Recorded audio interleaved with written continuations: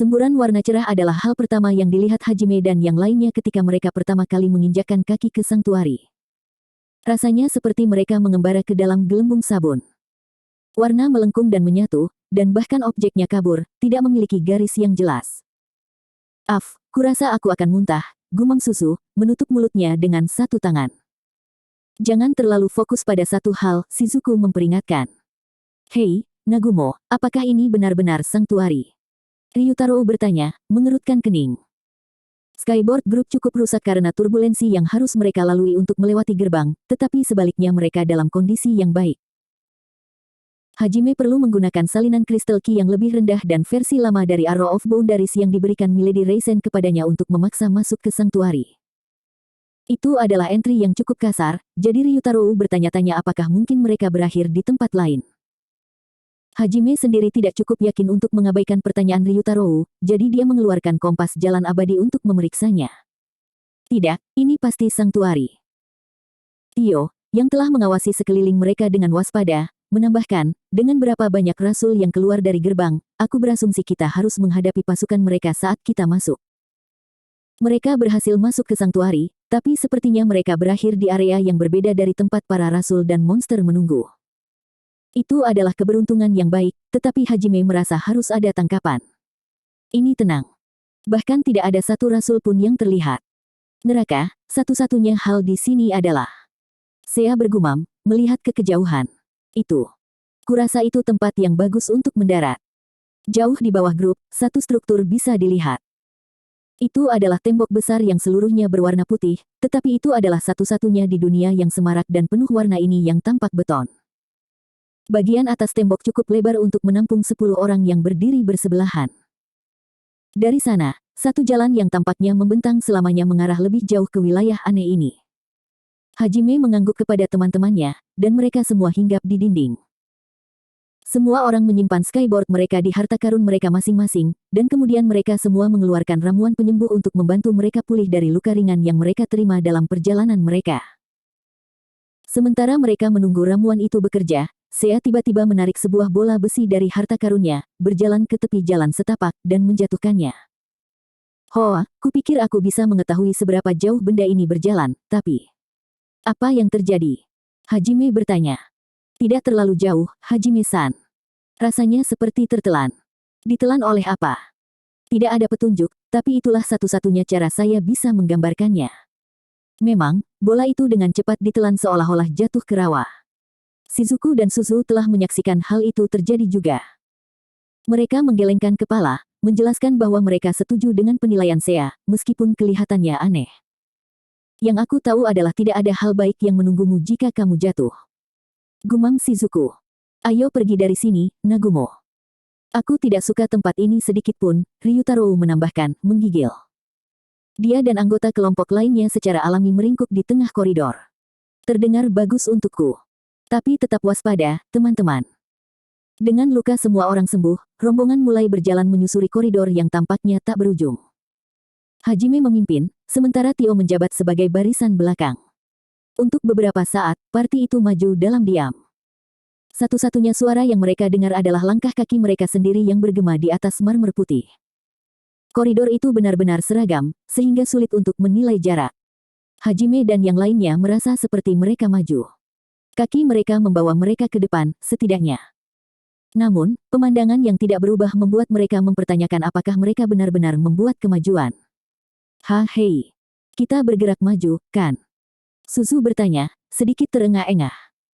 Dia adalah orang dengan statistik fisik terendah di parti, jadi dia tidak memiliki banyak stamina. Ya, kami. Ini berjalan lambat, tapi aku tahu kita semakin dekat dengan Yue. Petik 2. Oh begitu. Suzu dan Ryutaro sama-sama memberinya tatapan putus asa, seolah berkata, apakah kamu benar-benar membual tentang seberapa kuat cintamu padanya, bahkan sekarang? Kamu tahu itu karena kamu sedang memeriksa kompas, kan? Shizuku bertanya. Mengenal Hajime-san, dia mungkin benar-benar bisa merasakan seberapa jauh Yue-san setiap saat, jawab Sea. Saya ingat Yue pernah berkata, saya selalu tahu kurang lebih di mana Hajime dan apa yang dia lakukan. Saya harus mengatakan, bahkan saya sedikit terganggu oleh itu, gumam Tio. Itu masih tidak semenyeramkan fetismu. Yah, Saya tidak akan menyangkal bahwa dia membuat tongkat petunjuk yang bagus. Bagus sekali, Yue. Bahkan dalam situasi ini, Anda dapat membimbing saya. Aku tahu itu. Kamu hanya ingin membual tentang dia lagi, kata Suzu dan Ryutaro bersamaan. Mereka, tentu saja, menjaga kewaspadaan mereka saat berbicara, tetapi sedikit olok-olok membantu menjaga mereka tetap waras di alam yang tidak berubah ini. Mengetahui bahwa mereka memang membuat kemajuan membantu Suzu dan yang lainnya rileks. Setelah 10 menit, Suzu berteriak, lihat. Aku bisa melihat ujung koridor. Dia tidak bisa benar-benar melihat apa yang ada di sana, hanya saja ada ujung koridor yang sebenarnya. Dan itu karena tampaknya berakhir di dinding warna yang berdenyut. Namun, mereka semakin dekat dan semakin dekat, yang berarti itu harus benar-benar menjadi akhir. Mengetahui bahwa perjalanan hampir berakhir membuat Suzu dan yang lainnya sedikit lega, dan saat mereka mengendurkan kewaspadaan, telinga Sea berdiri tegak. Kita akan diserang dari semua sisi. Dia berteriak, menyebabkan semua orang memperhatikan sekali lagi. Sinar cahaya perak berkilauan muncul entah dari mana, berkumpul di pesta dari segala arah. Itu adalah serangan kejutan yang sempurna, yang datang pada mereka tepat sebelum pesta mencapai tujuan mereka dari zona di mana sulit untuk mengatakan di mana atau apa itu.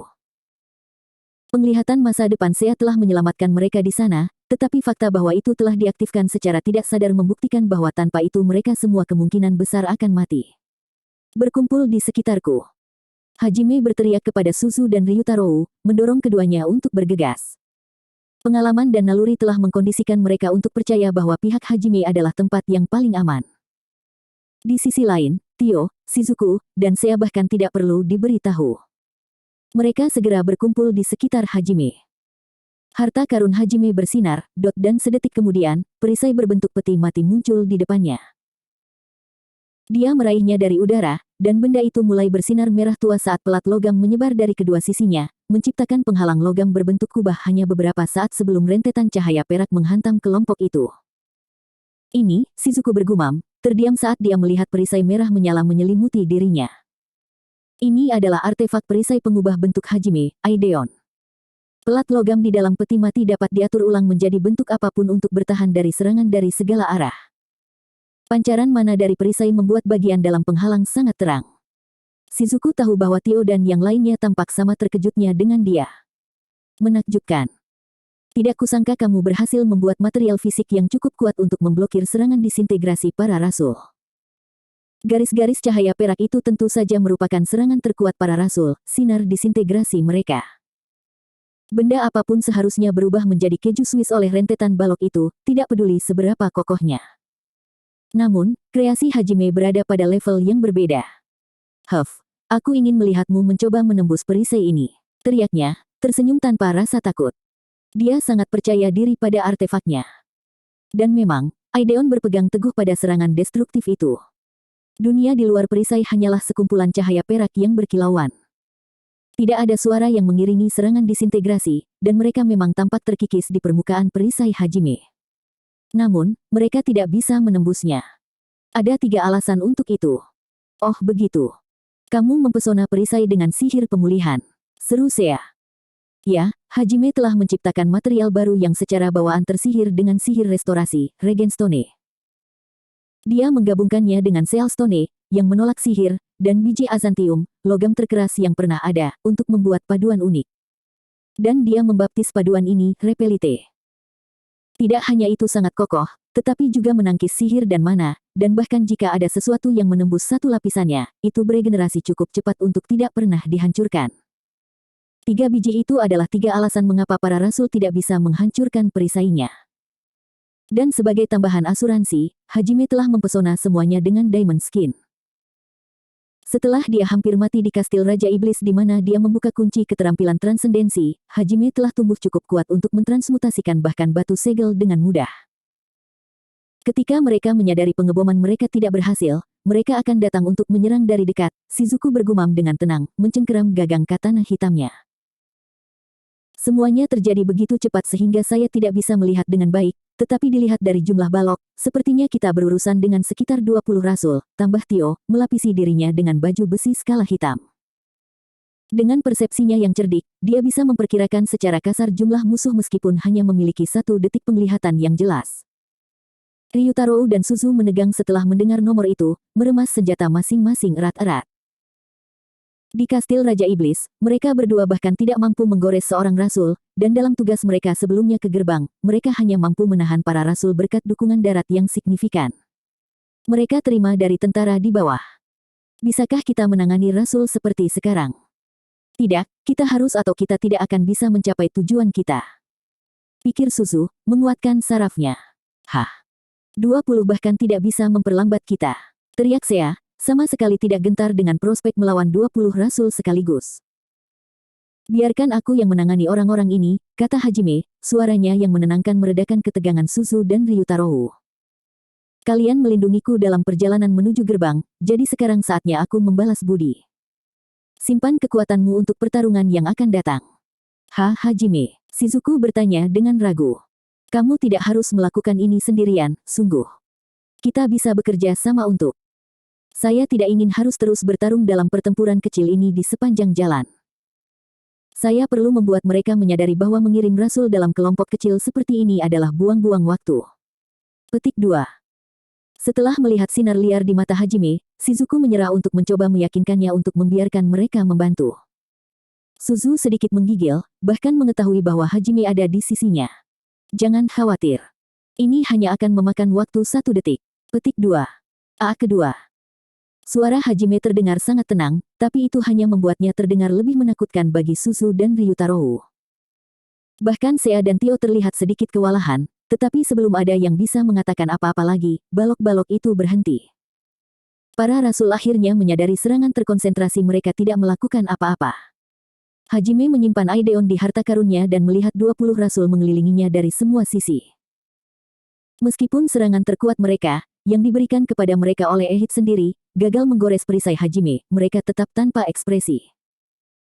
Namun, gumpalan mana perak meletus dari mereka semua seperti gunung berapi, menunjukkan bahwa mereka semua telah mengaktifkan batas-batas mereka. Sementara ekspresi mereka tetap tidak berubah, percikan perak yang memancar dari mereka tampaknya dipenuhi dengan kemarahan karena penghinaan.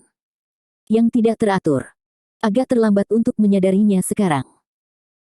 Para rasul mengacungkan claymore mereka dan mengepakkan sayap mereka sebagai persiapan untuk menyerangnya, tetapi sebelum mereka bisa, Hajime mengayunkan tangannya ke kedua sisi begitu cepat sehingga mereka bahkan tidak bisa terlihat kabur. Sedetik kemudian, ada serangkaian 12 retakan tajam, menunjukkan bahwa Hajime telah mengosongkan kamar donor dan slug. Apa?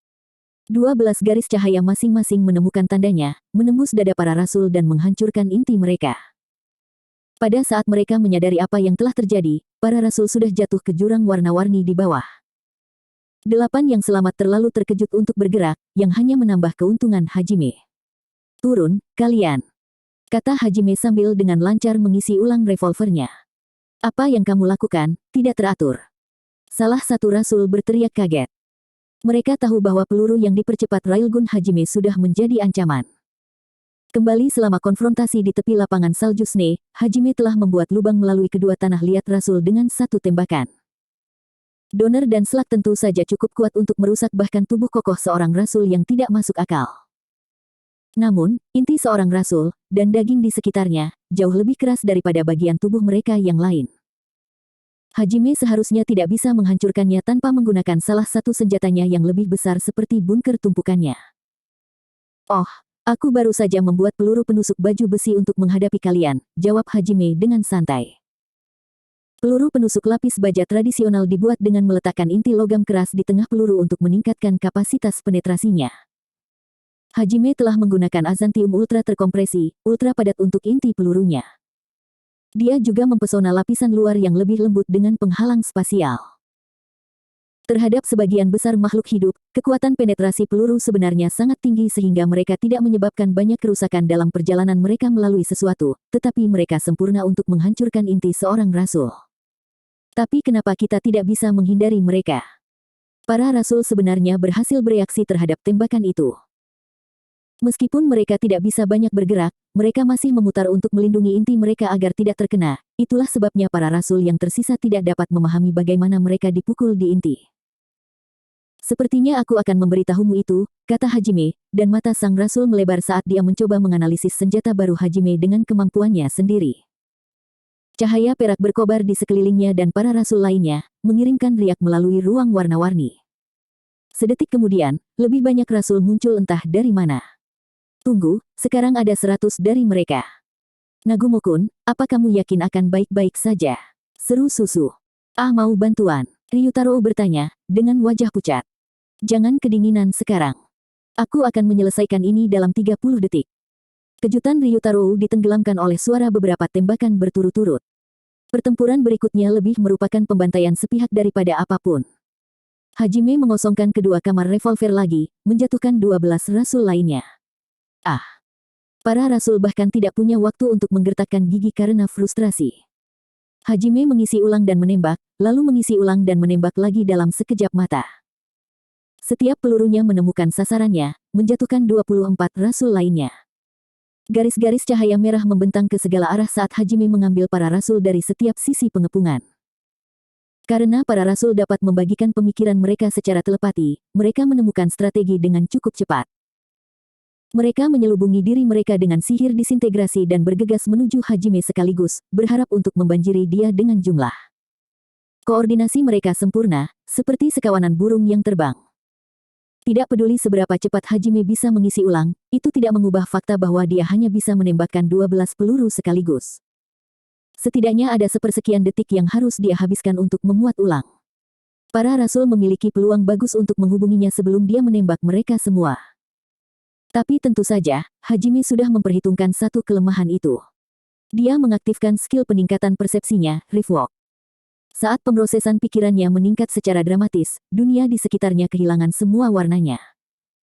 Dia bisa melihat masing-masing kepakan sayap masing-masing rasul.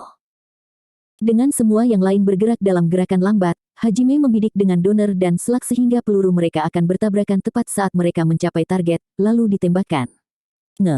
Ini adalah sihir spasial. Memang, saat kedua peluru bertabrakan, mereka menciptakan gelombang kejut spasial yang menyebar dengan cepat. Ini adalah salah satu peluru khusus yang dirancang Hajime, peluru area burst. Ketika dia melihat para rasul menyerang sebagai satu, dia menukar peluru biasa dengan mereka. Bahkan para rasul akan kesulitan menembus penghalang spasial dengan segera. Sebagian besar dari mereka terlempar ke belakang saat penghalang melebar, dan kemajuan mereka terhenti selama beberapa detik. Tentu saja, hanya beberapa detik yang dibutuhkan Hajime. Dia mengisi ulang revolvernya dan mengeluarkan 12 rasul lainnya. Dan pada saat mereka memulihkan formasi mereka, dia selesai memuat ulang lagi. Gelombang kegelisahan menyebar melalui para rasul. Mereka tidak tahu bagaimana Hajime bisa menembak mereka dengan akurat. Bahkan jika dia memiliki keterampilan pandangan ke depan, itu seharusnya tidak cukup baginya untuk secara akurat mengenai inti para rasul ketika mereka bekerja sangat keras untuk menghindar. Jika kita tidak bisa menghindari pelurunya, maka kita harus memotongnya. Pikir salah satu rasul, dan yang lainnya mengacungkan Claymore sebagai tanggapan. Mereka menebas serangan berikutnya yang Hajime kirimkan dengan waktu reaksi yang sempurna. Dengan pedang mereka yang terbungkus lapisan sihir penghancur, mereka seharusnya bisa menembus peluru apapun, tidak peduli seberapa kuatnya. Namun, semua tebasan mereka meleset. Itu menyelinap lewat. Tepat sebelum sang rasul meninggal, dia akhirnya menyadari bagaimana Hajime memukul mereka setiap saat. Peluru itu telah berubah arah sedikit di udara untuk lolos dari tebasan para rasul. Itu hanya mengubah lintasannya beberapa milimeter untuk membuatnya dengan bilahnya, lalu melanjutkan perjalanan sebelumnya. Ini adalah peluru baru Hajime lainnya, peluru hidup. Mereka adalah produk dari sihir penciptaan dan sihir metamorfosis. Sesuai dengan namanya, peluru itu sebenarnya hidup. Mereka adalah makhluk yang mirip dengan golem yang Hajime berikan pada Miu. Meskipun mereka tidak memiliki perasaan penuh, mereka dapat diperintahkan untuk mengenali dan menghindari rintangan apapun di jalan mereka. Itulah sebabnya para rasul tidak dapat menghindari atau menjatuhkan mereka. Peluru-peluru itu tidak cukup akrobatik untuk melakukan putaran di udara, tapi mengingat seberapa cepat mereka bergerak, mampu membuat sedikit penyesuaian sudah lebih dari cukup. Dan sebagai hasilnya, bahkan refleks kilat para rasul tidak cukup untuk menyelamatkan mereka. Ketika dikombinasikan dengan sifat penusuk baju besi mereka, peluru hidup Hajime adalah lawan yang sempurna untuk para rasul. Terutama karena dia sendiri sudah memiliki keterampilan membidik yang sempurna, jadi pelurunya hanya perlu sedikit mengoreksi arah. Jangan berhenti bergerak. Dapatkan jarak dan kalahkan dia dengan rentetan bulu. Salah satu rasul berteriak, meskipun dia sebenarnya tidak perlu, karena pikirannya secara otomatis dibagikan dengan rekan-rekannya setiap saat. Dia merasakan sesuatu yang belum pernah dia rasakan sebelumnya, dan dia mencoba menghilangkan sensasi baru ini saat dia terbang mundur begitu cepat sehingga dia meninggalkan bayangan di belakangnya. Aku tidak bisa mengguncangnya. Dia menyadari saat dia melihat Hajime melacak gerakannya. Meskipun dia bergerak sangat cepat sehingga tidak ada manusia yang bisa melihatnya, meskipun rasul lain terbang ke segala arah, Hajime menjaga pandangannya terfokus padanya. Seks, rasul nomor 6. Apakah dia tahu aku komandan mereka? Pikiran seksi. Dan sedetik kemudian, dia melihat Hajime menyeringai. Ah! Seks tersentak tanpa menyadarinya sendiri. Seberkas cahaya merah melesat melewati banyak rasul di depannya, menghindari rentetan panah yang menghujani Hajime, dan secara akurat menembus dadanya. Waktu sepertinya berhenti untuk seks, dan bukan karena indranya yang ditingkatkan limit break. Jadi inilah yang manusia rasakan pada saat kematian mereka. Kehidupan seks melintas di depan matanya. Dia mengingat semua manuver rahasia yang dia lakukan berabad-abad yang lalu untuk menyingkirkan pion yang tidak dibutuhkan dan membunuh mereka yang tidak menyenangkan tuannya. Untuk sesaat, dia membayangkan semua hantu mereka menyeringai penuh kemenangan padanya, menikmati kematiannya. Tidak dapat diterima. Aku yang terhebat. Tidak seperti biasanya pahit tentang kekalahannya, seks hancur menjadi cahaya sebagai intinya hancur. Siapkan serangan yang lebih kuat. Kalian semua, ikuti aku. Salah satu rasul lainnya, Elf, berteriak, segera mengambil alih komando. Bagi para rasul, seorang komandan tidak lebih dari sosok yang dimuliakan. Mereka semua memiliki kemampuan untuk berbagi pikiran, jadi kematian seorang komandan tidak mempengaruhi mereka sedikit pun. Mereka mampu bertukar taktik tanpa kepemimpinan yang terarah. Dari rasul-rasul yang tersisa, 15 orang dibagi menjadi 5 kelompok yang terdiri dari 3 orang. Berhamburan ke arah yang berbeda, mereka semua mengarahkan pedang mereka ke Hajime. Cahaya mulai menyatu di titik-titik tanah liat mereka, yang mulai bersinar seperti matahari mini. Sementara 15 orang ini menyerang mereka, para rasul yang tersisa menjaga mereka, menggunakan sayap dan pedang mereka sebagai tameng dan menciptakan penghalang sihir. Mereka menggunakan setiap alat yang mereka miliki untuk fokus pada pertahanan. Namun, Hajime tampaknya tidak sedikit pun gentar. Jadi itu kartu trufmu. Lanjutkan. Saya akan membiarkan Anda menembaknya ke arah saya, katanya, menembakkan serangkaian tembakan ke satu rasul. Keakuratannya yang tepat memungkinkan dia untuk mengarahkan peluru sedemikian rupa sehingga mereka semua mengenai satu tempat pada saat yang sama, memperkuat kekuatan penetrasi mereka secara eksponensial. Butuh 3 tembakan untuk membunuh seorang rasul yang fokus sepenuhnya pada pertahanan, sehingga dia bisa membunuh 4 dengan setiap siklus reload. Terlepas dari kemampuan pertahanan mereka yang luar biasa, Hajime bahkan tidak perlu bergantung pada persenjataan berat untuk menjatuhkan para rasul. Keahlian menembaknya saja sudah cukup. Namun, karena fokus mereka pada pertahanan, para rasul berhasil mengulur waktu yang cukup. Meremehkan kami atas risikomu, irregular. Perisaimu itu tidak akan cukup untuk melindungimu dari ini, kata Elf dengan suara dingin. Sedetik kemudian, para rasul mengayunkan pedang mereka ke arah Hajime. Setelah mengisi kekuatan mereka hingga batasnya, masing-masing kelompok yang terdiri dari 3 orang menembakkan satu laser yang lebarnya 10 meter dari pedang bersilangan mereka. Serangan yang membutakan ini begitu kuat sehingga bahkan udara di jalurnya pun hancur saat bersentuhan. Shizuku, Susu, dan Ryutaro menegang ketakutan, sementara Sea dan Tio hanya mengangkat bahu. Jangan khawatir. Lagi pula aku tidak berencana menggunakannya, jawab Hajime sambil mengambil 10 cakram elips dari harta karunnya. Mereka memiliki lubang di tengahnya dan 5 dari mereka terbang untuk mencegat 5 balok. Ketika mereka mencapai tujuan mereka, mereka berpisah menjadi 3 segmen dan berpisah, memperlebar lubang di tengahnya. Ketiga segmen itu masih terhubung dengan kabel, dan melebar hingga lubangnya cukup lebar untuk menelan laser, lalu mulai bersinar. Baru pada saat itulah para rasul menyadari apa yang sedang terjadi. Gerakan itu. Gerakan pamungkas para rasul cukup kuat untuk menghancurkan bahkan penghalang sihir spasial, tetapi laser tetap ditelan ke dalam 5 cincin, lalu dimuntahkan oleh 5 lainnya.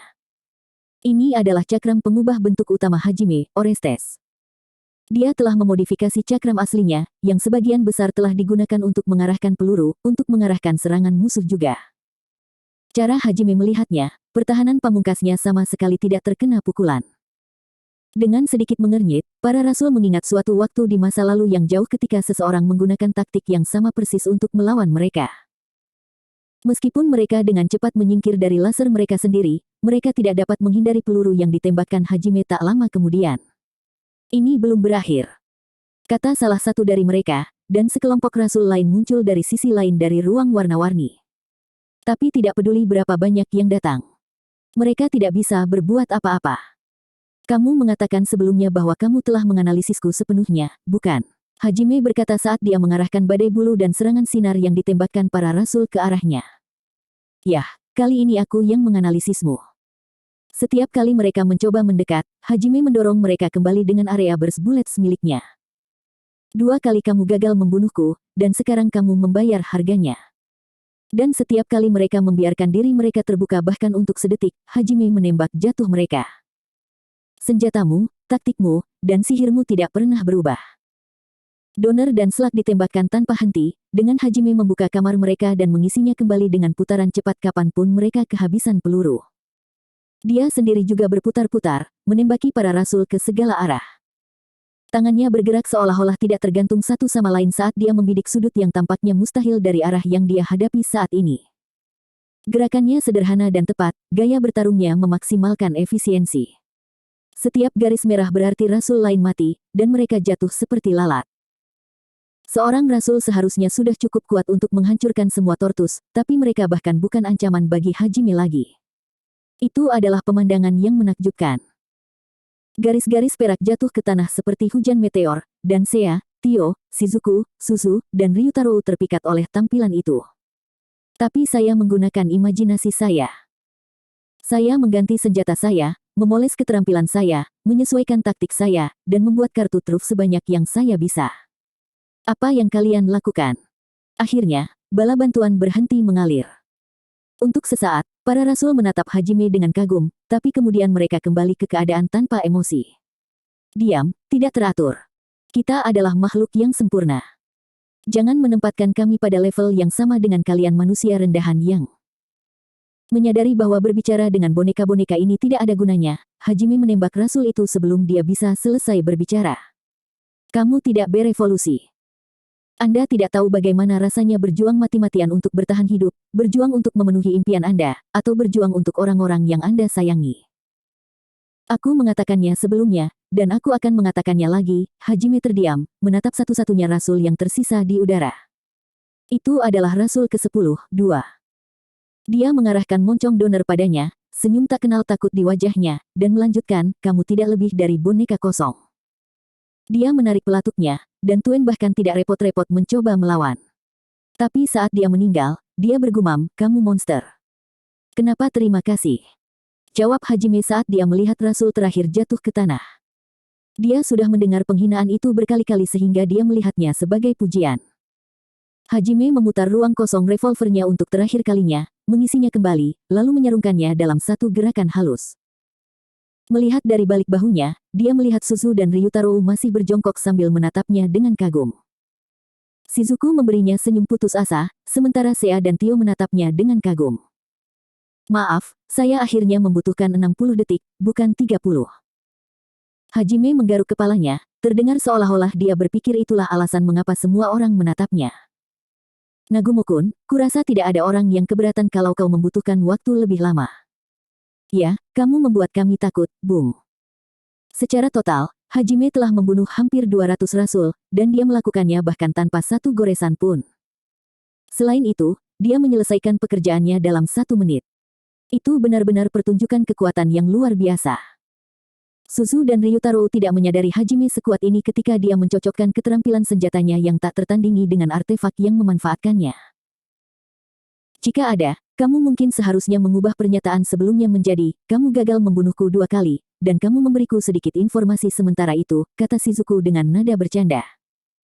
Memang, tidak menghabisi Tuan memiliki konsekuensi yang mengerikan, jawab Tio. Semakin banyak waktu yang kamu berikan kepada Hajime-san, semakin sedikit kesempatan yang kamu miliki untuk mengalahkannya, tambah Seiya. Mereka tidak menghabiskan banyak waktu di Sanctuary, dan Hajime telah meluncurkan beberapa senjata barunya. Jika Anda memasukkan Gravity Meteors dan Pulse Hyperions, dia telah memamerkan koleksi yang cukup banyak. Semua orang menganggap sinergi sebagai pekerjaan biasa yang tidak cocok untuk pertempuran, tetapi Hajime telah membuktikan bahwa mereka semua salah. Tentu, apa yang dia capai hanya mungkin berkat statistiknya yang mengerikan, yang tidak ada hubungannya dengan pekerjaannya, tetapi senjata Hajime yang sebenarnya adalah imajinasinya, dan kemampuannya untuk mengubah idenya menjadi alat yang nyata. Bagaimanapun, ancaman terbesar umat manusia selalu, dan akan selalu, hal-hal baru yang mereka ciptakan sendiri. Di satu sisi, Hajime memiliki bakat paling mematikan. Inovasi. Meskipun tampak jelas dalam retrospeksi, Shizuku, Susu, dan Ryutaro baru sekarang menyadari bahwa itulah inti dari kekuatan Hajime. Saya menggunakan jumlah minimum daya tembak yang saya miliki dan masih menghancurkan semuanya. Aku ragu Ehit akan mengirim Rasul lagi untuk mengejar kita sekarang, tapi tetaplah waspada untuk berjaga-jaga. Dengan itu, Hajime mulai berjalan lagi. Sea dan Tio mengikuti di belakang, keduanya dengan semangat tinggi. Wah, kuharap Yue-san bisa melihat betapa kerennya Hajime-san di sana, kata Sea sambil tersenyum. Fufu, jangan takut. Saya pikir kami mungkin ingin menunjukkan eksploitasi guru kepada Yue nanti, jadi saya membawa artefak rekaman. Setelah pertempuran selesai, kita semua bisa menonton rekaman bersama. Pemikiran yang bagus, Tio-san. Aku tahu aku bisa mengandalkan orang cabul sepertimu. Bwe hahaha, pujilah aku lebih banyak. Itu membuatku, tunggu, itu bukan pujian, kan? Shizuku, Susu, dan Ryutaro bertukar pandang, lalu tersenyum masam satu sama lain. Menyadari bahwa mereka tidak akan bisa mengikuti jika mereka membiarkan diri mereka kewalahan oleh setiap tampilan yang mengejutkan, mereka menghilangkan keraguan mereka dan mengikuti Hajime. Ketika dia mencapai ujung koridor, Hajime menyentuh dinding warna-warni yang tampaknya menjadi ujung dari ruang ini. Riak menyebar keluar dari tempat yang dia sentuh, dan tangannya meluncur ke dinding berwarna. Sepertinya tempat itu memang terhubung ke tempat lain. Dan dilihat dari kompasnya, jarak mereka ke Yue sama di kedua sisi penghalang. Hajime meragukan bahwa dimanapun pihak lain meludahkan mereka sebenarnya akan bersebelahan secara spasial dengan tempat mereka sekarang, tetapi tampaknya juga tidak lebih dekat dengan Yue. Yah, untuk saat ini. Hajime bergumam saat dia mengambil silinder seukuran telapak tangan dari sarung di pinggangnya dan mengaktifkannya dengan lightning field, lalu melemparkannya melalui dinding warna-warni. Shizuku memiringkan kepalanya dan bertanya, Hajime, apa yang kamu lakukan? Hanya melempar granat. Untuk apa? Hanya berharap jika ada musuh di sisi lain, granat akan membunuh mereka. Sayangnya, kompas tidak dapat memberi Hajime gambaran yang jelas tentang apa yang ada di sisi lain. Faktanya, hampir terasa seperti dimanapun itu terhubung berubah secara real-time, itulah sebabnya dia melemparkan granat ruang warping untuk berjaga-jaga. Itu adalah granat jenis baru yang memutar ruang di sekitarnya menjadi pusaran air dan menghancurkan apapun yang terperangkap di dalamnya. Itu sangat mematikan sementara juga benar-benar diam. Khawatir tentang kehancuran yang mungkin dia temukan di sisi lain, Suzu berteriak, bagaimana jika Eri dan Kouki-kun lewat sana? Berkedip karena terkejut, Hajime menoleh padanya, lalu menatap Ryutaro dan Shizuku juga. Setelah melihat ekspresi mereka, dia mengalihkan pandangannya dengan canggung. Dengar, masuk akal untuk menekan zona baru dengan granat sebelum menyerang. Itu bukan jawaban, gumam Ryutaro, sambil memegangi kepalanya. Shizuku menatap langit dengan putus asa. Mengabaikan mereka, Hajime meluncurkan kabel dari lengan palsunya, membungkusnya di sekitar semua orang, dan berkata, kita mungkin akan diteleportasi ke tempat yang berbeda seperti yang terjadi di labirin Haltina dan Sne. Mari kita coba masuk sedekat mungkin dengan waktu yang sama. Petik 2. Setelah mengatakan itu, dia mengarahkan pandangannya ke semua orang untuk memastikan mereka siap, dan mereka mengangguk tegas ke arahnya. Dengan itu, kelompok itu melompat melalui dinding yang beriak dan ke tempat yang tidak diketahui. Transisi antar tempat memusingkan. Kaleidoskop warna menyerang kelompok itu dari semua sisi, membuat mereka merasa mabuk. Ada juga sensasi menjijikkan dari sesuatu yang licin menyapu kulit mereka. Untungnya, seluruh pengalaman hanya berlangsung beberapa detik. Pesta berubah dari perasaan seperti melayang di atas awan menjadi menginjak tanah yang kokoh, dan warna-warnanya berubah menjadi nuansa yang masuk akal. Namun, tempat mereka menemukan diri mereka sama anehnya dengan yang mereka tinggalkan. Di mana kita? Ryutaro bergumam, melihat sekeliling dengan bingung. Hajime dan yang lainnya mengamati sekeliling mereka dengan lebih tenang, tetapi di dalam, mereka merasa seperti Ryutaro. Arsitektur yang agak unik. Saya belum pernah melihat bangunan seperti itu di Tortus, renung Tio. Wah, benda-benda ini sangat besar. Mereka semua terlihat terbuat dari logam dan batu, tapi Sea terdiam. Hei, Hajime, bukankah ini? Shizuku merasakan deja vu yang ekstrim. Tidak, ini bukan bumi, jawab Hajime terus terang. Tempat mereka menemukan diri mereka benar-benar menyerupai kota bumi modern. Mereka berdiri di atap salah satu bangunan, yang tingginya sekitar 30 lantai. Itu terbuat dari sesuatu yang sangat mirip beton. Jalan-jalan di bawah tampak seperti aspal, dan ada gedung pencakar langit lain di kejauhan. Namun, ini adalah kota yang ditinggalkan, bukan? Sepertinya sudah dihancurkan berabad-abad yang lalu dan dibawa ke sini dalam keadaan bobrok. Saya yakin Ehit meninggalkannya di sini sebagai kenang-kenangan dari penaklukannya atau sesuatu yang bodoh seperti itu. Petik 2. Seperti yang dikatakan Hajime, kota itu hancur. Lebih dari setengah bangunan yang bisa dilihat kelompok itu telah hancur. Beberapa dari mereka juga bersandar dengan genting, hanya didukung oleh bangunan lain yang juga bersandar. Sepertinya angin sepoi-sepoi yang kuat akan membuat mereka jatuh seperti kartu domino. Jalanan beraspal penuh dengan retakan, dan di beberapa tempat tanah menonjol ke atas, sedangkan di tempat lain aspal telah runtuh. Reruntuhan dan pecahan kaca berserakan di jalan-jalan, dan banyak benda yang kemungkinan merupakan kendaraan dunia sedang beristirahat di sisinya. Tidak ada satu orang pun yang terlihat. Kesepian dan kehancuran adalah satu-satunya yang tersisa di kota yang rusak ini. Itu benar-benar terlihat seperti kota hantu yang telah ditinggalkan selama ribuan tahun. Apakah kamu benar-benar yakin ini bukan bumi, Nagumo-kun? Tanya Susu. Ya, bagaimana kamu bisa tahu? Ryutaro bertanya tepat setelahnya. Ehit telah mengklaim bahwa menyerang bumi adalah tujuan berikutnya. Memang, Hajime dan yang lainnya semuanya telah dipanggil dari bumi, jadi tidak berlebihan untuk berpikir bahwa Ehit mungkin telah memanggil seluruh kota dan menyia-nyiakannya untuk bersenang-senang. Suzu dan Ryutaro tidak bisa tidak membayangkan yang terburuk. Bahan bangunan ini bukanlah apapun yang Anda temukan di bumi, dan saya tidak mengenali huruf-huruf itu sebagai bahasa apapun dari rumah. Hajime bisa melihat huruf-huruf di papan reklame pudar di kejauhan berkat keterampilan farsight-nya. Dari apa yang dia tahu, naskahnya bukan bahasa bumi, dan meskipun memiliki beberapa kesamaan dengan tulisan di Tortus, itu juga tidak cukup. Dia juga telah menganalisis bahan konstruksi menggunakan keterampilan penilaiannya dan menyadari bahwa itu adalah gabungan dari biji ajaib yang dapat ditemukan di Tortus. Ditambah lagi, tidak ada lampu jalan. Saya tidak bisa membayangkan kota manapun di bumi yang tidak menggunakannya. Oh, kata Suzu, bertanya-tanya bagaimana dia gagal memperhatikan sesuatu yang begitu mendasar. Kurasa aku masih belum sepenuhnya tenang. Pikirnya dalam hati sambil tersenyum sedih. Apakah duniamu seperti ini, Hajime-san? Hehe, aku tidak sabar untuk melihatnya. Dahulu kala, dulu ada peradaban yang secanggih ini di Tortus, tapi... Sea tampak senang melihat sekilas seperti apa dunia Hajime, sementara Tio mengerutkan kening saat dia mengamati reruntuhan.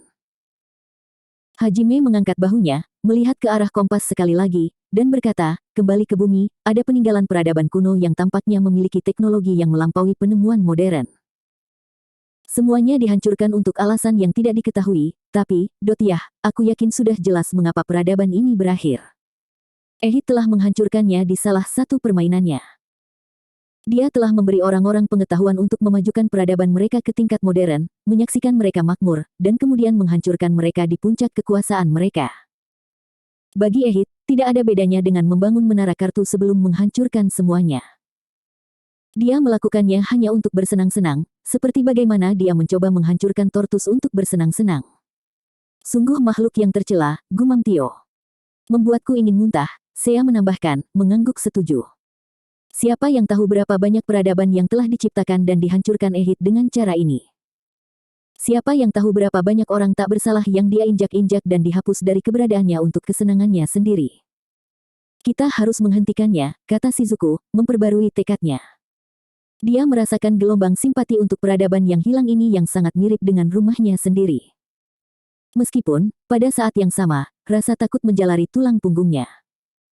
Dia menyadari bahwa jika mereka tidak menghentikan Ehit, inilah yang akan terjadi pada setiap kota di bumi.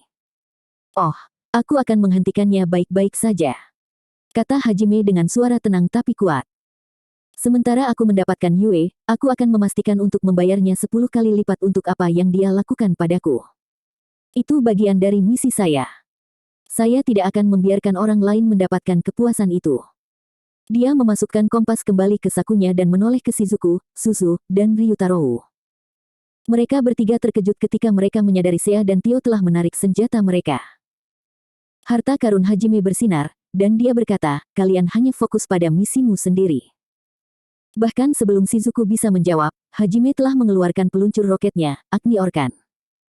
Tidak seperti peluncur roket lamanya, yang ini berbentuk salib dan beratnya 2 kali lipat. Namun, hal yang benar-benar aneh tentang desainnya adalah 3 pasang sayap yang menonjol keluar darinya. Mereka tebal dan panjang, seperti jet tempur. Hajime kemudian mengeluarkan Agni Orkan kedua, dan cara dia menggunakan keduanya membuatnya tampak seperti ditutupi oleh kerangka logam. Itu membuatnya tampak cukup menakutkan, terutama karena kedua peluncur roket itu berwarna hitam pekat dengan urat merah mengalir di sepanjangnya. Tunggu, apa kamu akan menyendiri lagi, Hajime-san? Ada 200 dari mereka, kamu tahu. Seru Seiya. Lebih penting lagi, guru, ini adalah... Tidak apa-apa. Saya tidak ingin berkelahi di kota.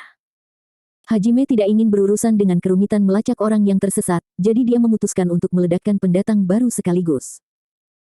Dia menarik pelatuknya, dan kedua Agni Orkan menembakkan rudal dari 6 tabung peluncuran mereka dengan kecepatan seperti senapan serbu. 30 rudal ditembakkan setiap detik dalam tampilan daya tembak yang luar biasa. Tidak hanya itu, tetapi rudal yang jauh lebih besar melesat keluar dari lubang di belakang masing-masing peluncur roket, jejak api berkobar di belakangnya. Dan yang terpenting, sayapnya melebar dan mulai menembakkan rudal mikro yang tak terhitung jumlahnya juga. Setiap Agni Orkan memuntahkan 300 mikro rudal per detik. Rahang Ryutarou dan Susu terbuka. Sialan-sialan. Seru Ryutarou. Aku akan membuat penghalang untuk berjaga-jaga. Teriak Susu. Ledakan bombing bergema di kejauhan satu demi satu. Suaranya memekakkan telinga, dan gelombang kejutnya mencapai sepanjang jalan kembali ke pesta. Roket mencapai target mereka dan meledakkannya bersama dengan bangunan tempat mereka bersembunyi. Dan saat bangunan runtuh menyebabkan seluruh kota berguncang, rudal mikro pergi lebih jauh dan menunjuk target di kejauhan. Rudal-rudal ini terpesona untuk mencari tanda tangan panas, tanda biologis, dan bahkan tanda jiwa untuk memastikan mereka selalu mengenai sasarannya. Mereka mirip dengan peluru hidup yang Hajime gunakan sebelumnya, tapi karena roket dan misil ini jauh lebih lambat, mereka bisa bermanuver melalui ruang sempit seperti jendela dan sudut juga. Meskipun Hajime hanya menembak ke kedua sisi, misil itu mengarah ke segala arah, mencari target di sekitar mereka. Serangkaian ledakan praktis meratakan kota yang sudah hancur. Beberapa bangunan yang lolos dari ledakan hancur setelah bangunan lain runtuh. Tunggu, waktu habis.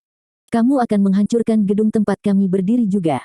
Shizuku berteriak, menutupi telinganya dengan kedua tangan untuk melindunginya dari dentuman. Sebenarnya, bangunan tempat mereka berdiri bergetar agak genting. Lagi pula aku berencana untuk menghancurkannya. Ada beberapa musuh di dalam. Apa? Shizuku, Susu, dan Ryutarou berteriak serempak. Gunakan saja aerodinamis untuk membuat beberapa platform untuk berdiri, jawab Hajime santai. Tunggu. Mereka bertiga berteriak bersamaan sekali lagi. Hajime menembakkan satu misil terakhir dari salah satu Agni Orkan miliknya. Itu naik tinggi ke udara, lalu memutar balik dan langsung kembali ke tempat Hajime dan yang lainnya berdiri. Untuk sesaat, Shizuku mengira dia pasti telah membuat semacam kesalahan, tapi kemudian dia menyadari bahwa Hajime, dari semua orang, tidak akan pernah membuat kesalahan bodoh seperti itu. Menyadari bahwa bergerak mungkin akan menempatkan mereka dalam bahaya, semua orang melakukan seperti yang dikatakan Hajime dan menciptakan platform di bawah kaki mereka dengan aerodinamis dan tetap di tempatnya. Sedetik kemudian, rudal itu menembus atap dan terus meluncur lurus ke bawah tanpa meledak. Ini adalah salah satu misil khusus Hajime, Bunker Booster. Itu menembus targetnya, lalu meledak di bawah mereka. Itu juga menciptakan medan gravitasi lokal untuk menghancurkan apapun di bawah tanah. Bunker Booster meledak hanya setelah menghantam lantai dasar, setelah itu bangunan mulai runtuh. Itu adalah pemandangan yang benar-benar menakutkan bagi Susu dan yang lainnya, yang menyaksikan bangunan itu runtuh tepat di bawah mereka.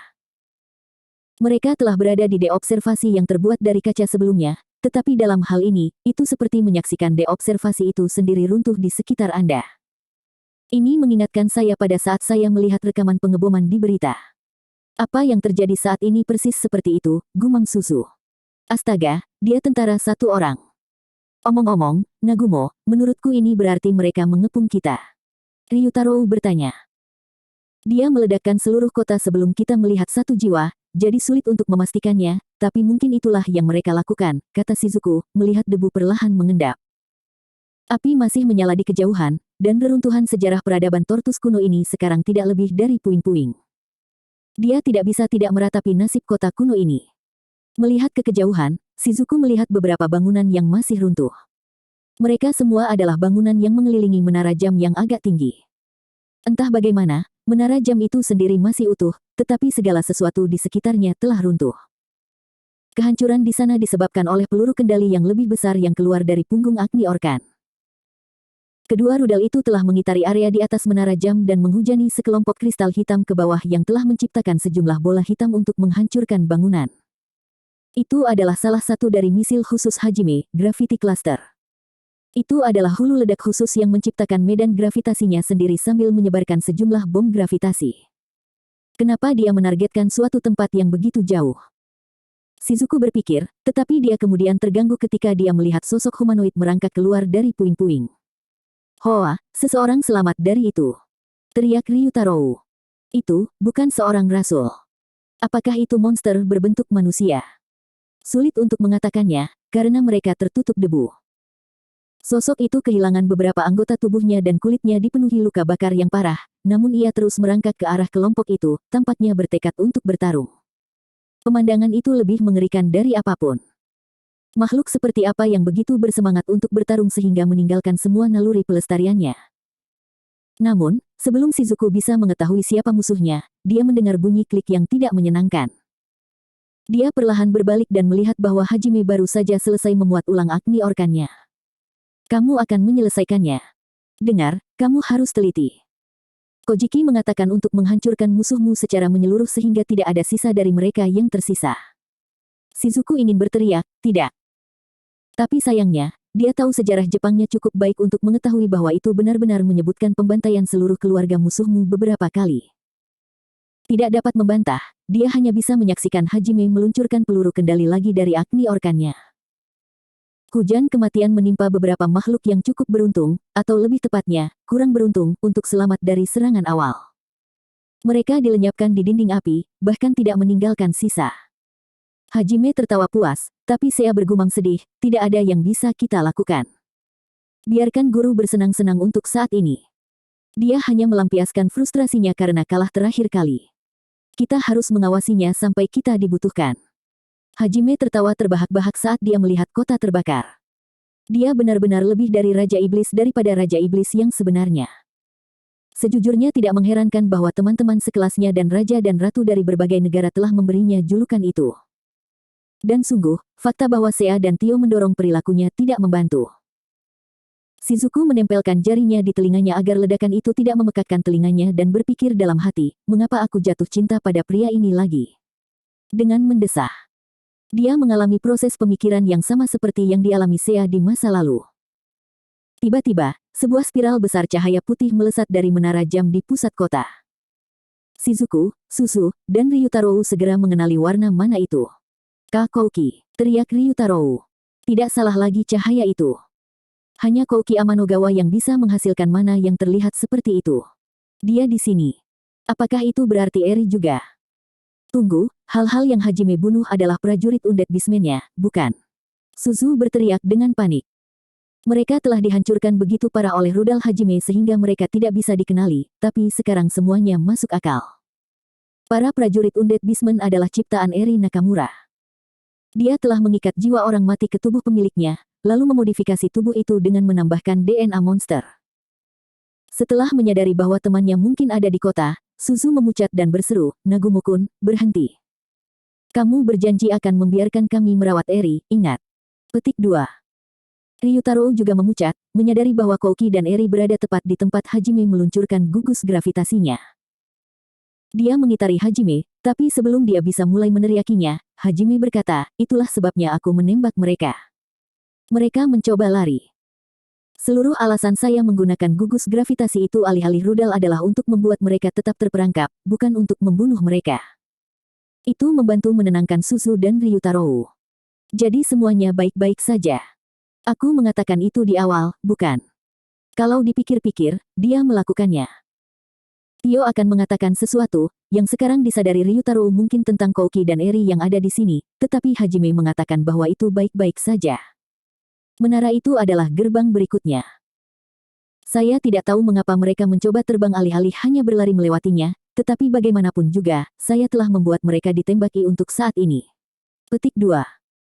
Hajime menembakkan satu klaster gravitasi terakhir, lalu menyingkirkan Agni Orkannya dan mengeluarkan skyboard cadangan. Sea dan Tio mengikutinya, dan Susu dan yang lainnya buru-buru mengeluarkan milik mereka juga. Aku hanya membantumu sedikit dengan menipiskan barisan pasukannya. Kamu tidak punya masalah dengan itu, kan? Hajime bertanya sambil tersenyum ke arah Susu dan Ryutaro. Keduanya tersenyum padanya dan menggelengkan kepala. Jika kamu hanya menipiskannya, apakah itu berarti dia masih memiliki beberapa tentara undead yang tersisa?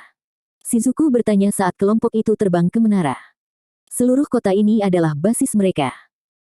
Mereka berpatroli di jalan-jalan untuk mencari musuh, dan ketika kami muncul, semua yang ada di dekatnya datang untuk menyerang. Tetapi, beberapa dari mereka sedang menunggu di sekitar menara jam, kata Shizuku, menyelesaikan kalimat Hajime untuknya. Saat itu, ledakan cahaya melesat keluar dari menara jam, menjatuhkan gugus gravitasi Hajime. Hajime menyipitkan matanya, dan Shizuku dan yang lainnya mengerutkan alisnya karena khawatir. Kekuatan Kouki jauh lebih besar daripada di kastil Raja Iblis. Dia jelas telah diperkuat dalam beberapa cara seperti yang dimiliki Eri. Shizuku dan yang lainnya menggigil gugup, dan beberapa detik kemudian, mereka cukup dekat untuk melihat Kouki dan Eri. Kouki mengeluarkan pedang sucinya dan mengenakan baju sirah suci, sementara Eri memiliki satu tanah liat lagi dan mengenakan seragam pertempuran rasul. Wajah Kouki melunak saat dia melihat Shizuku dan yang lainnya, tetapi ketika tatapannya beralih ke Hajime, ekspresinya berubah menjadi marah. Eri menempel padanya, menyeringai merendahkan di pesta itu, tapi dia tidak bisa sepenuhnya menyembunyikan kegelisahannya. Melihat mereka mencoba melarikan diri lebih awal, Eri jelas ingin menghindari pertempuran dengan Hajime. Shizuku, Susu, dan Ryutaro melompat dari skyboard mereka, mendarat di tumpukan puing di sebelah menara jam. Shizuku, Ryutaro, gumam Kouki. Hei, Kouki, kata Ryutaro dengan suara sesantai mungkin. Kouki, Shizuku berbisik pelan. Hajime dan yang lainnya tetap mengudara, diam-diam menyaksikan pertarungan antara teman masa kecil. Dengan suara centil, Eri berkata, "Au, kenapa kalian harus datang ke sini?" Eri, teriak Susu. Mereka berdua akhirnya bersatu kembali di reruntuhan kota kuno yang hancur di wilayah Ehit. Kouki, Ryutaro, dan Shizuku semua membuka mulut mereka untuk mengatakan sesuatu, tapi Eri menghajar mereka semua dan berkata, "Kamu di sini hanya untuk mendapatkan pacarmu kembali, kan? Jangan khawatir tentang kami. Kami tidak akan menghentikan Anda. Sebaiknya kau cepat, atau kau akan terlambat." Hampir tidak ada kepanikan yang tersembunyi dalam suaranya. Dia mencoba yang terbaik untuk tampil tenang, tapi dia tahu dia tidak memiliki kesempatan melawan Hajime. Eri bahkan tidak melirik Susu, Shizuku, atau Ryutaro. Sial, dia bahkan tampak tidak peduli dengan kehadiran Sea dan Tio. Dia tampak putus asa seperti saat dia kembali ke kastil Heilai, ketika dia berjuang sekuat tenaga untuk melepaskan diri dari amarah Hajime setelah mengkhianati semua orang. Saat Hajime menoleh padanya, dia terdengar menelan ludah. "Kamu tidak perlu memberitahuku itu. Lagi pula aku akan pergi." Seperti yang diduga Eri, Hajime sama sekali tidak memikirkannya. Baik Eri maupun Kouki tidak memiliki nilai apapun di mata Hajime, itulah mengapa Eri tidak dapat memahami mengapa Hajime menggunakan medan gravitasi untuk menjebak mereka di tempatnya. "Setiap kali kamu muncul, kamu merusak segalanya," sembur Eri, memelototi Susu. Baru sekarang dia menyadari siapa sebenarnya ancaman terbesar baginya. Gadis yang berdiri di depannya lah yang memanfaatkan apa saja dan segala kemungkinan untuk mencapai Sanctuary. Meskipun Eri telah menginjak-injak hatinya, meskipun dia adalah gadis paling pengecut yang Eri tahu, dia entah bagaimana cukup gigih untuk mendapatkan Hajime, dari semua orang, untuk membantunya. Ekspresi kebencian murni yang ditembakkan Eri pada Susu memperjelas bahwa dia tidak menganggap mereka teman. Memang, Eri sekarang menyesali kenyataan bahwa dia tidak membunuh Susu ketika dia memiliki kesempatan. Namun, terlepas dari tatapan yang diberikan Eri padanya, Susu hanya menyeringai tanpa rasa takut. "Kamu akhirnya melihat ke arahku," katanya, membuat Eri semakin marah saat bibirnya berubah menjadi kerutan yang kejam. Apakah ini benar-benar hal yang buruk, Eri? Kata Kouki, terdengar bertentangan. Aku tidak pernah mengira mereka akan mencapai Sanctuary, tapi jika dipikir-pikir, ini menyelamatkan kita dari kesulitan mencari mereka. Persiapkan dirimu, Nagumo. Pemerintahan teror Anda berakhir di sini. Bahkan jika aku harus mengotori tanganku, aku akan membunuhmu dan membuatmu menebus dosamu. Setelah mengatakan itu, Kouki menatap Hajime, kebencian, kecemburuan, dan kemarahan memenuhi matanya. Dia sekali lagi menyatakan dirinya berada di pihak keadilan, membuat Sea dan Tio tampak ngeri. Jelas bahwa pencucian otak Eri tidak semata-mata bertanggung jawab atas transformasi Kouki. Akar penyebabnya adalah keengganannya untuk menerima kenyataan yang berbeda dari apa yang diinginkannya, yang merupakan akibat dari rapuhnya hati Kouki sendiri. Hajime, terima kasih telah membawa kami ke sini. Anda bisa pergi sekarang. Kami akan menangani sisanya, kata Shizuku pelan, melangkah maju dan mencengkeram gagang katana hitamnya. Kamu yakin? Hajime bertanya, mengangkat alis. Amanogawa jauh lebih kuat dari sebelumnya. Dia mungkin terlalu berat untuk kamu tangani. Tidak masalah, kata Ryutaro dengan percaya diri. Membawa Kouki kembali ke akal sehatnya adalah tugas kita. Kamu hanya fokus untuk mengalahkan bajingan Ehit itu. Petik 2. Ya. Terima kasih telah membantu kami sampai di sini. Kamu juga, Sea-san, Tio-san. Pastikan kamu menyelamatkan Yue One-san, oke. Suzu berkata, menggambar penggemar kembarnya. Ryutaro kemudian membanting sarung tangannya dan mereka berdua melangkah maju juga. Jangan khawatir. Kami akan memahami dua idiot ini dan menyeret mereka kembali ke rumah. Kamu sudah cukup membantu kami dengan semua barang yang kamu berikan kepada kami, kata Shizuku, sambil tetap menatap Kouki dan Eri. Cara dia membawa dirinya berbicara banyak tentang tekadnya.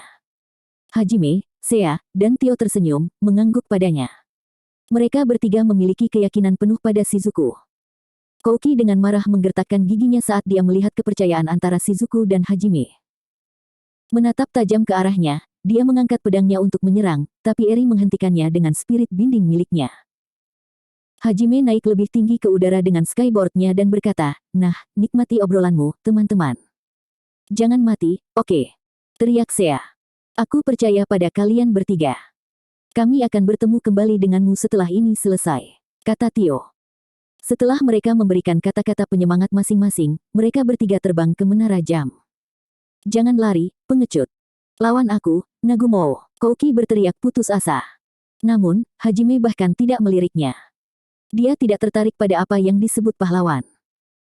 Kouki merasa itu memalukan dan menyebalkan karena Hajime menganggap dirinya sangat superior, namun tidak peduli seberapa besar dia ingin mengejarnya, dia tidak bisa. Eri tidak akan membiarkannya.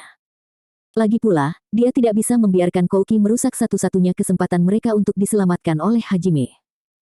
Meskipun dia menghalangi jalannya, Kouki tidak tampak marah sedikit pun pada Eri. Faktanya, dia bahkan tidak peduli untuk mencari tahu mengapa dia tidak bisa bergerak. Shizuku menyipitkan matanya pada teman masa kecilnya, ekspresinya muram. Beberapa detik setelah Hajime dan yang lainnya menghilang dari pandangan, ada kilatan singkat yang menunjukkan bahwa kelompok itu telah melewati portal. Sialan. Jangan abaikan aku, Nagumo. Kouki berteriak, suaranya bergema sia-sia melalui menara jam yang kosong. Bab 2. Tangan terulur. Bahkan setelah Hajime pergi, Kouki terus memelototi menara jam. Eri juga dengan hati-hati menatap ke atas untuk memastikan dia tidak tiba-tiba kembali. Wow. Jadi monster itu